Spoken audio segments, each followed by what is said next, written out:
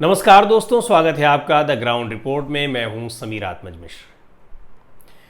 दोस्तों, उत्तर प्रदेश में एक और लेटर बॉम्ब का विस्फोट हुआ है और अब की बार ये लेटर आया है, इस्तीफे के रूप में आया है। लेकिन ये इस्तीफा इसको इसलिए नहीं कहा जाएगा कि ये इस्तीफा दिया गया है भारतीय जनता पार्टी के वरिष्ठ नेता और केंद्रीय गृह मंत्री अमित शाह को, जबकि इस्तीफा कायदे से देना चाहिए था दिनेश खटीक को, मुख्यमंत्री को। दिनेश खटीक जल शक्ति मंत्रालय में राज्य मंत्री हैं और उन्होंने आरोप लगाया है, तमाम तरह के आरोप उन्होंने अपने पत्र में, लंबा चौड़ा पत्र 2 पेज का उन्होंने लिखा है, जिसमें लब्बो-लुआब जिसका ये है कि उनका ये कहना है कि उन्हें 100 दिन से ज़्यादा, करीब 4 महीने हो गए हैं मंत्रालय में, उनको क्या करना है क्या नहीं करना है ये उनको पता ही नहीं है। अपने विभाग के अफसरों को अगर वो फ़ोन करते हैं तो उनके विभाग के अधिकारी उनका फ़ोन काट देते हैं, उनसे ठीक से बात नहीं करते हैं। तो उनका कहना है कि हमको मंत्री के नाम पर केवल गाड़ी मिली है, घर मिला है और जो कुछ सुख सुविधाएं मिलती हैं, जबकि किसी तरह का न तो उनको काम है उनके पास, ना ही उन्हें कोई अधिकार है। और यह भी उन्होंने कहा है कि जो उनके विभाग में तबादले हुए हैं, तबादले किए गए, उसमें उनकी पूछने की तो बात छोड़िए, उनको पता भी नहीं चला कि उनके विभाग में तबादले हो रहे हैं। आपको याद होगा, करीब 2 हफ्ते पहले डिप्टी सीएम ब्रजेश पाठक ने भी इसी तरह के आरोप लगाए थे कि उनके विभाग के जो एडिशनल चीफ सेक्रेटरी हैं अमित मोहन प्रसाद, उन्होंने बिना पूछे, बिना उनको बताए, बिना उनकी जानकारी के ही विभाग में बड़े बड़े अधिकारियों के तबादले कर दिए। हालांकि इस मामले के जब बहुत ज़्यादा गर्म हो गया तो इसकी जांच के लिए एक 3 सदस्यीय एक कमेटी बनाई गई। उस कमेटी ने अपनी रिपोर्ट दी या नहीं दी, इसकी भी अभी जानकारी नहीं है। हालांकि ये माना जा रहा था कि 1-2 दिन के भीतर कमेटी अपनी जांच रिपोर्ट दे देगी। लेकिन अगर कमेटी ने अपनी रिपोर्ट दी है और उसकी चर्चा भले ही ना हो रही हो, लेकिन रिपोर्ट देने के बावजूद अगर additional chief secretary Amit Mohan Prasad के खिलाफ कोई कार्रवाई नहीं हुई है, तो इसका मतलब कि उनको क्लीन चिट मिल गई है। और अगर कमेटी ने अपनी रिपोर्ट नहीं दी है तो ये भी गंभीर बात है कि इस मामले की जांच करने में इतना समय कैसे लग रहा है। खैर, इन 2 मामलों के अलावा एक और मंत्री नाराज बताए जा रहे हैं और काफ़ी उनके इस्तीफे की भी चर्चाएं बड़ी गर्म रही। हालांकि इस्तीफे की बात से, नाराज़गी की बात से उन्होंने बिल्कुल साफ तौर पर इनकार किया है, लेकिन ये माना जा रहा है कि वो दिल्ली पहुंच गए हैं और दिल्ली में वो बीजेपी के वरिष्ठ नेताओं से, आला कमान से मुलाकात कर रहे हैं। इसके पीछे भी उनकी नाराज़गी है और उनकी नाराज़गी की वजह में भी तबादला ही है, यानी ट्रांसफ़र और पोस्टिंग का ही मामला है। ट्रांसफ़र पोस्टिंग को लेकर के उनके जो ओएसडी थे, उनको अभी कुछ दिन पहले ट्रांसफ़र उनका कर दिया गया। जो प्रतिनियुक्ति पर दिल्ली से आए थे उनको वापस दिल्ली भेज दिया गया और उनके ऊपर आरोप लगा कि जो तबादले हुए हैं विभाग में, पीडब्ल्यूडी में बहुत सारे अधिकारियों के, इंजीनियर्स के, उन तबादलों में काफ़ी अनियमितताएं बरती गई हैं और उसमें जो प्रथम दृष्टया दोषी पाया गया है आलोक पांडे को, उसके बाद कुछ और भी अधिकारियों पर कार्रवाई की गई। बताया जा रहा है कि जितिन प्रसाद इससे काफ़ी नाराज़ हैं। यूपीए सरकार में जब वो कांग्रेस पार्टी में हुआ करते थे और यूपीए सेकेंड की जब सरकार आई थी उसमें वो पेट्रोलियम मिनिस्टर थे, उस समय भी आलोक पांडे उनके साथ काम करते थे। हालांकि उस समय भी पेट्रोलियम मंत्रालय से भी उनको हटाया गया था और उस दौरान भी ऐसी चर्चाएं थीं कि शायद ट्रांसफ़र और पोस्टिंग को लेकर के उसमें अनियमितताएं थीं, जिसकी वजह से जितिन प्रसाद का विभाग बदल दिया गया था।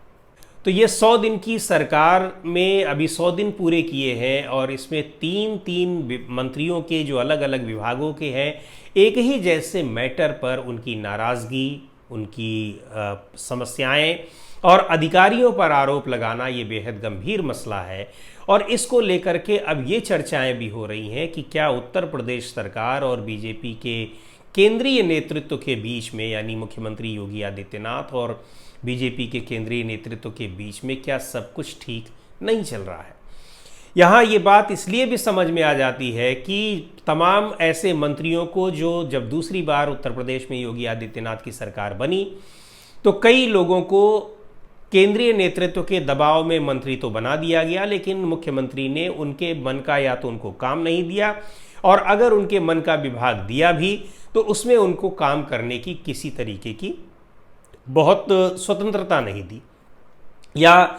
ऐसे अधिकारियों को वहां पर रख दिया गया, बैठा दिया गया, उनको नियुक्त तैनात कर दिया गया, जो अधिकारी मुख्यमंत्री योगी आदित्यनाथ के बेहद करीबी हैं और उन्हीं के हिसाब से वो काम करते हैं। इसमें और भी कई मंत्रालय हैं, हम पिछले कुछ एक वीडियोज़ में मैं उनका जिक्र भी कर चुका हूँ, लेकिन ये 3 मामले तो बहुत ही ताज़ा तरीन हैं और बहुत ही गंभीर हैं, जिससे ये साफ दिखाई पड़ रहा है कि आला कमान और यूपी में जो बीजेपी के नेताओं के बीच है वो उसमें कुछ न कुछ दरार ज़रूर दिखाई पड़ रही है। यहाँ ये बात देखने वाली है ख़ास तौर पर कि उत्तर प्रदेश में जब से योगी आदित्यनाथ की दोबारा सरकार बनी है, तो इसमें पिछली सरकार के जो तमाम ऐसे मिनिस्टर्स थे जो कि बड़े पावरफुल माने जाते थे और बीजेपी के केंद्रीय नेतृत्व के बहुत ही करीबी माने जाते थे और वहीं से वो भेजे गए थे,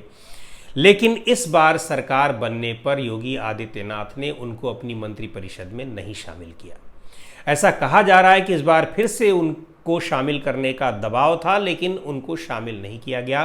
ख़ास तौर पर उन 2 नामों का मैं जिक्र करना चाहूँगा। एक तो जो पिछली सरकार में ऊर्जा मंत्री थे श्रीकांत शर्मा,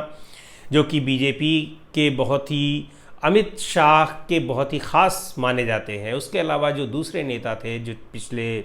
सरकार में स्वास्थ्य मंत्री रहे, बाद में उनका विभाग बदल दिया गया, वो थे सिद्धार्थनाथ सिंह। ये 2 मंत्रियों को, इन दोनों मंत्रियों को इस बार सरकार में कोई जगह नहीं दी गई, जबकि दोनों अपने अपने क्षेत्र से दोबारा चुनाव जीत करके आए और श्रीकांत शर्मा तो लाख से भी ज़्यादा वोटों से मथुरा से दूसरी बार चुनाव जीत करके आए। अभी जो मंत्री हैं जिनकी नाराज़गी साफ तौर पर दिखाई पड़ रही है, ख़ास तौर पर डिप्टी सीएम ब्रजेश पाठक, जितिन प्रसाद और दिनेश खटीक, ये तीनों नाम भी ऐसे हैं जो कि कहीं न कहीं बीजेपी के केंद्रीय नेतृत्व के बेहद करीब माने जाते हैं। और दिनेश खटीक ने सीधे जब अमित शाह को चिट्ठी लिखी है, तो इससे ये साफ जाहिर हो जा रहा है कि वो अमित शाह को क्यों चिट्ठी लिख रहे हैं, कोई न कोई वजह तो होगी ही। और जितिन प्रसाद और ब्रजेश पाठक, चूँकि दोनों ही अलग अलग पार्टियों से बीजेपी में शामिल हुए हैं, जितिन प्रसाद कांग्रेस पार्टी से आए हैं और ब्रजेश पाठक जो हैं वो बहुजन समाज पार्टी से बीजेपी में शामिल हुए थे, तो इन दोनों की नज़दीकी भी बीजेपी के केंद्रीय नेतृत्व से ज़्यादा है और योगी आदित्यनाथ के साथ वो उतने कंफर्टेबल नहीं है।